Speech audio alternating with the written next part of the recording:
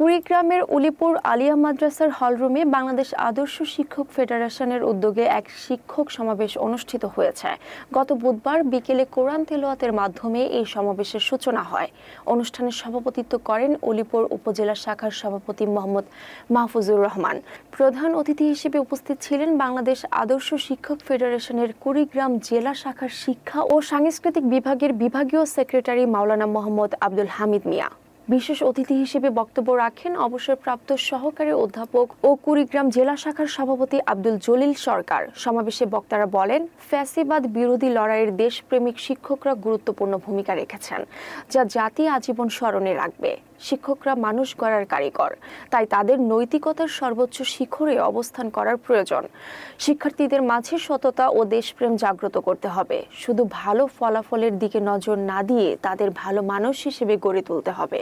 এতে দেশ ও সমাজ উপকৃত হবে এবং আদর্শবান তরুণ প্রজন্ম গড়ে উঠবে। প্রধান অতিথির বক্তব্যে মাওলানা মোহাম্মদ আব্দুল হামিদ মিয়া বলেন, সাধারণ শিক্ষার সঙ্গে ধর্মীয় শিক্ষার সমন্বয় ঘটিয়ে মানবিক গুণাবলী সম্পন্ন মানুষ তৈরি করতে হবে। তিনি শিক্ষক সমাজের মানসম্মত বেতন ভাতা, বাড়ি ভাড়া, চিকিৎসা ভাতা ও উৎসব ভাতার দাবি জানান। তিনি বলেন, বিগত সরকারের সময়ে আমরা এসব দাবি তুলে ধরতে পারিনি। এখন আমাদের সুযোগ এসেছে, তাই আমাদের ন্যায্য দাবিগুলো উচ্চ কণ্ঠে তুলে ধরতে হবে। বর্তমানে 1000 টাকা বাড়ি ভাড়া দেওয়া হয়, যা বাস্তবতার সঙ্গে কোনোভাবেই মিল নেই। এই বৈষম্যের অবসান ঘটাতে হবে। সমাবেশে উলিপুর উপজেলার বিভিন্ন শিক্ষা প্রতিষ্ঠানের শিক্ষক নেতৃবৃন্দ বক্তব্য রাখেন। তারা শিক্ষকদের প্রতি বিদ্যমান বৈষম্যের বিরুদ্ধে সোচ্চার হওয়ার আহ্বান জানান। একজন গুড অ্যাডমিনিস্ট্রেটর, একজন গুড ম্যানেজারের দায়িত্ব দেয়। এই জন্য আমি বলছি যে আমরা বিষয় ভিত্তিক জ্ঞান অর্জন করব। আগেরকার যুগে আমরা যে লেখাপড়াগুলো শিখেছি, ওই লেখাপড়া দিয়ে বর্তমান স্টুডেন্ট পড়ানো যাবে না। বর্তমান স্টুডেন্টের পড়ালেখা অন্যরকম। এদেরকে পড়াইতে গেলে আপনাকে এই কারিগরি নলেজ জানা লাগবে।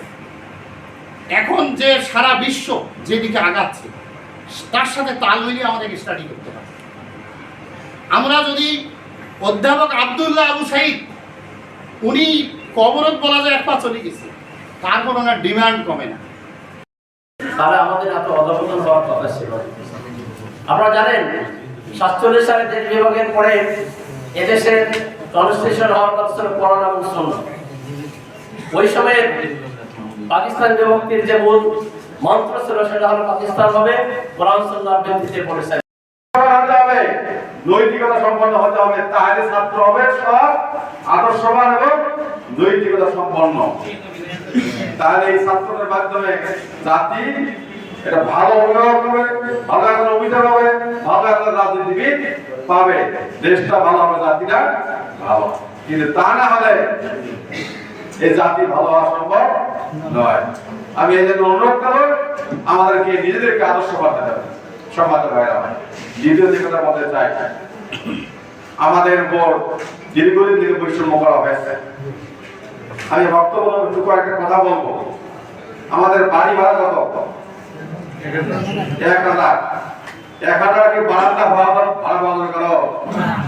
বাইরে তুমি কথা বারান্দাও কেউ ভাড়া দেবে না। আমাদের সাথে ভাড়া করা হচ্ছে না। আর বেসরকারি শিক্ষিত তো ওষুধ হয় না, চিকিৎসা ভাড়া তো নাই, কোনো ওষুধ তো হয় না।